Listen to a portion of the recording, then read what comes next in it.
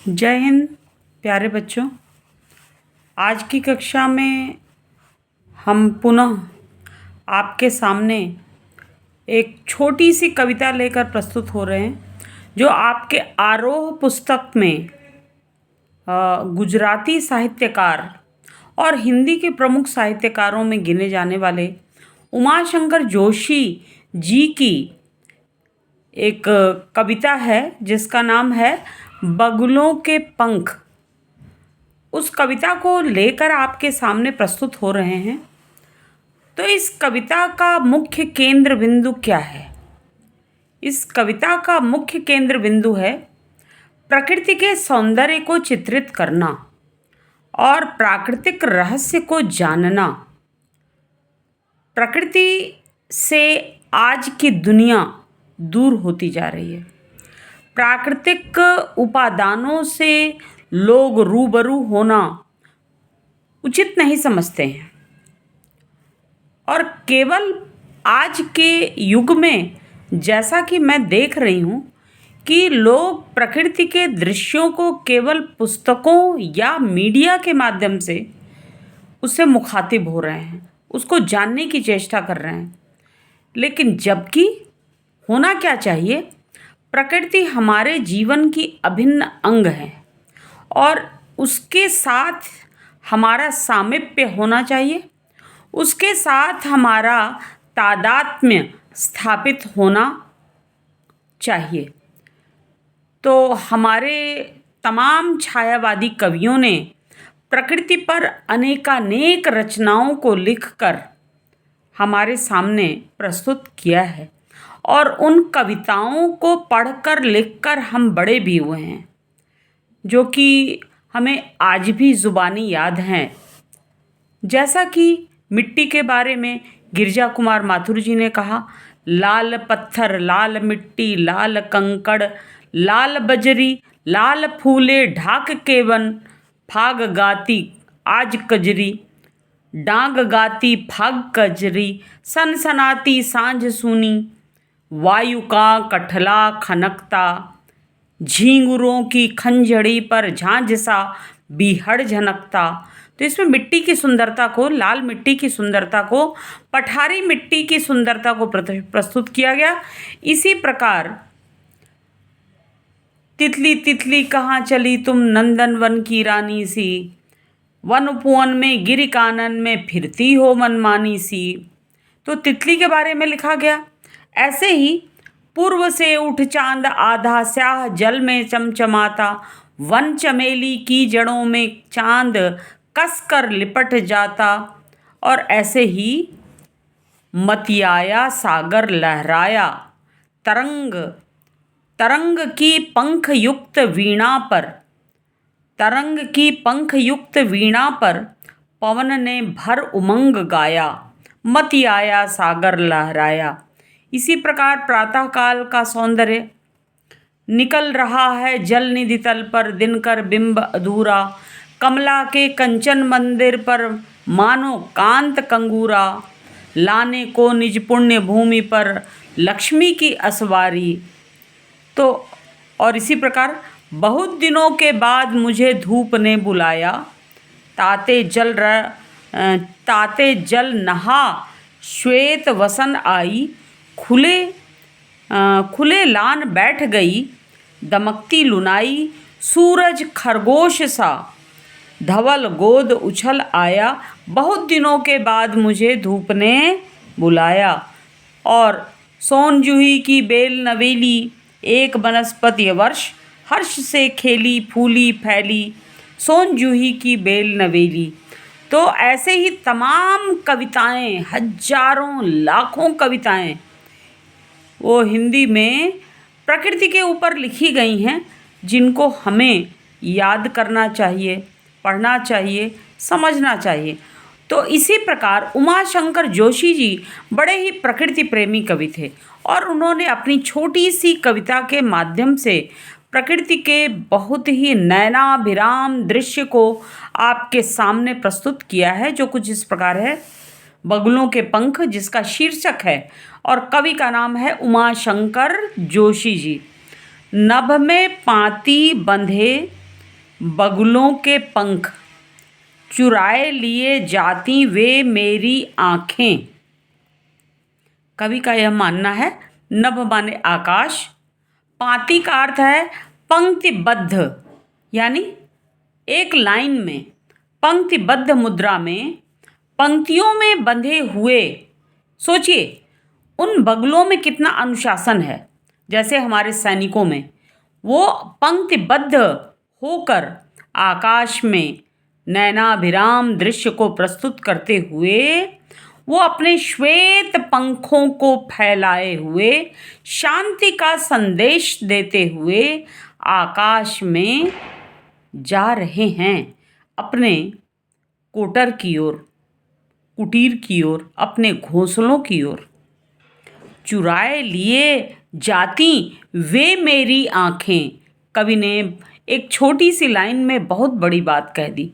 उन्होंने अपने हृदय की मतलब हृदय में जो प्रकृति प्रेम उमड़ कर आया, उस भाव को प्रकट कर दिया। वो कहते हैं, चुराए लिए जाती वे मेरी आँखें, मेरे नेत्रों को उन्होंने अपनी ओर खींच लिया है और मेरे नेत्र ऐसे सुंदर नैनाभिराम दृश्य को देखकर वो अपलक नेत्रों से मैं देखता ही रह जाता हूँ।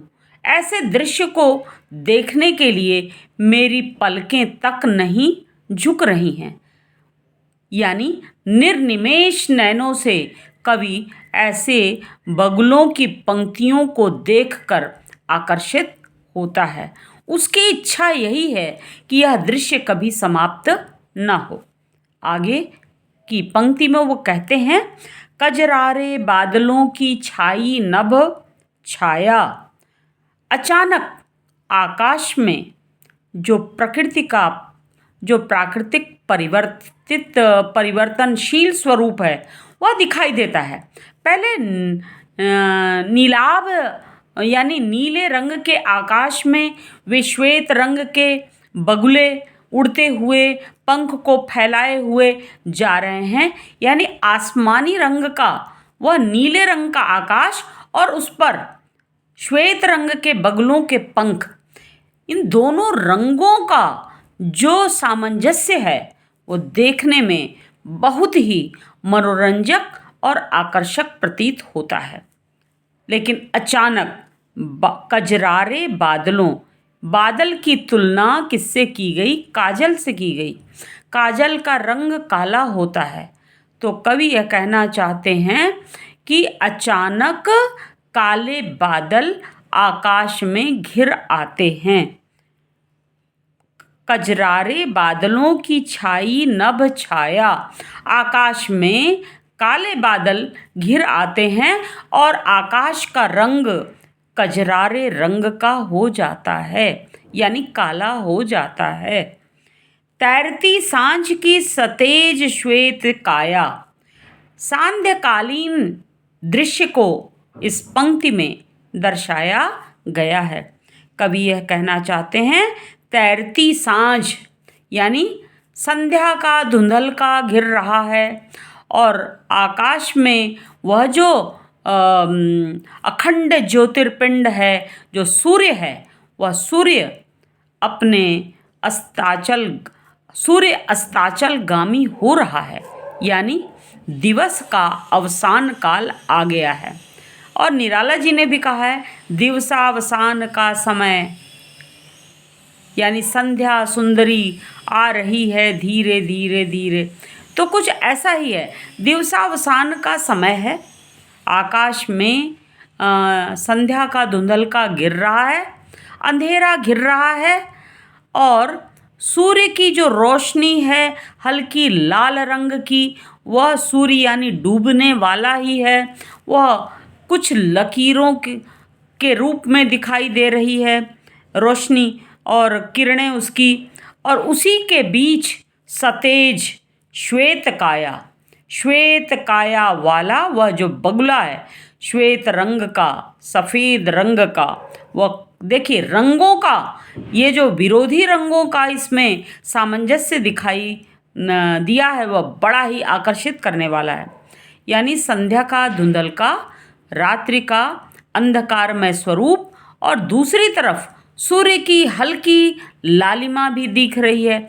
इन दोनों के बीच वह जो बगुलों की पंक्तियां हैं वह श्वेत रंग की दिखाई दे रही हैं, उड़ती हुई चली जा रही हैं, आकाश को और ज़्यादा सुंदर से सुंदरतम करती जा रही हैं। हौले हौले जाती मुझे बांध निज माया से, यह जो दृश्य है, जो मन को आकर्षित करने वाला, आँखों को आकर्षित करने वाला, हौले हौले माने शनैः शनैः, धीरे धीरे वह अपने सुंदर दृश्य के आकर्षण में कवि के नेत्र को अपनी ओर खींचते चली जा रही है, वह अपनी माया में उलझाते हुए चली जा रही है। यानी कवि ऐसे दृश्य को हमेशा देखना चाह रहा है, लेकिन समय गतिशील है, प्रकृति परिवर्तनशील है, उसे कोई तनिक रोक रखो। वह मन ही मन कहता है, ऐसे सुंदर दृश्य को यदि कोई रोक ले तो कितना अच्छा होगा। वह तो चुराए लिए जाती मेरी आँखें, वह जो है ऐसा दृश्य मेरे नेत्रों को अपनी ओर खींचते चले जा रहे हैं। ऐसा सुंदर दृश्य बड़ा ही लुभावना लगता है, चित्ताकर्षक लगता है, मनोहारी लगता है, नयनाभिराम लगता है। ऐसा प्रतीत होता है कि कवि के आँखों में वह बसता चला जाता है, लगता है वह आँखों को चुरा लिया है। यानी मुहावरेदार शैली का प्रयोग कवि ने इस पंक्ति में किया है। नभ में पाती बंधी बगुलों की पाँखें, पाँखें का मतलब होता है पंख। इस श्वेत काया वाले श्वेत जो परिंदा है, जो बगुला है, वह आकाश में पंक्तिबद्ध मुद्रा में जाता हुआ इतना आकर्षण का केंद्र बन गया है कि वह मेरे नेत्र को भी अपने साथ चुराता हुआ लेकर जा रहा है। कवि ने बड़े ही खड़ी बोली में, बड़ी ही सहज भाषा में प्रकृति के अप्रतिम सौंदर्य को प्रस्तुत किया है, जो कि जिसका हम आनंद ले सकते हैं और इसे हृदयग्राही बना सकते हैं। तो इस कविता से कभी कभी प्रश्न भी आते हैं और पैराग्राफ से रिलेटेड भी प्रश्न पूछे जा सकते हैं। काव्यगत सौंदर्य में यदि देखा जाए तो हर पंक्ति में अनुप्रास है और प्रकृति का मानवीकरण है और हौले हौले शब्द में पुनरुक्ति प्रकाश अलंकार को दर्शाया गया है। इसी के साथ ही हम आपसे विदा लेते हैं, अपनी वाणी को विराम देते हैं। धन्यवाद। आपको यदि अच्छा लगे तो आप इसे पढ़िएगा, समझिएगा, व्याख्या को लिखिएगा और हो सके तो मेरे चैनल को सब्सक्राइब करके लाइक और शेयर भी आप कर सकते हैं। धन्यवाद।